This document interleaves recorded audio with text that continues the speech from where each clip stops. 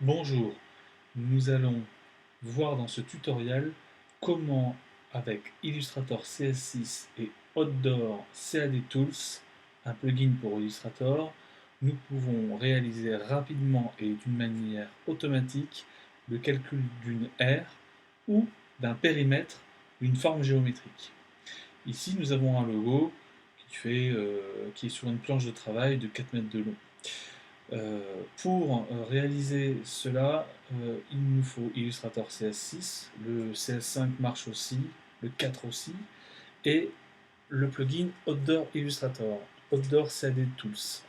Nous avons ici, vous voyez, une série d'icônes nouvelles qui correspond à ce plugin. D'un autre côté, nous avons dans le menu Fenêtre un menu qui s'appelle CAD Tools avec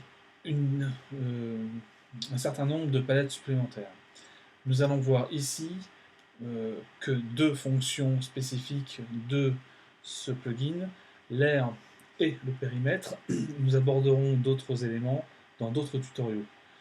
Pour, par exemple, voir le périmètre du A, déjà, commençons par dégrouper le logo. Faisons un zoom sur le A et sélectionnons-le. Nous avons donc un tracé extérieur dont nous calculerons le périmètre, un tracé intérieur où nous effectuerons la même opération.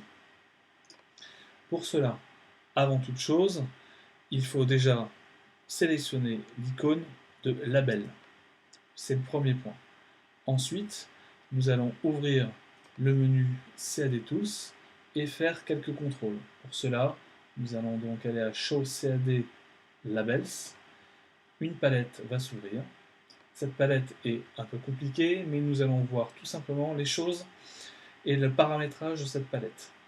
Premièrement, il faut faire en sorte que dans le menu format, le menu géométrie soit activé. Regardons ensemble la configuration de ce format-là. Il faut que dans ce format-là, nous ayons coché Line Perimeter et Area qui nous permettent donc de valider, d'afficher entre autres l'aire, le périmètre, mais aussi la hauteur et la largeur. Une fois que ces cases à cocher sont cochées, nous sommes bons, nous pouvons valider d'une part le format géométrique et ses réglages, s'assurer que la grosseur de la police soit assez importante pour que nous puissions bien voir les éléments que nous voulons afficher, et après choisir une forme géométrique appropriée dans laquelle viendront s'insérer les informations. Une fois que nous avons fait ça, nous avons fait le plus gros du travail. Il suffit maintenant de déplacer le curseur sur un point, notamment un point de, pardon, je vais y arriver, un point du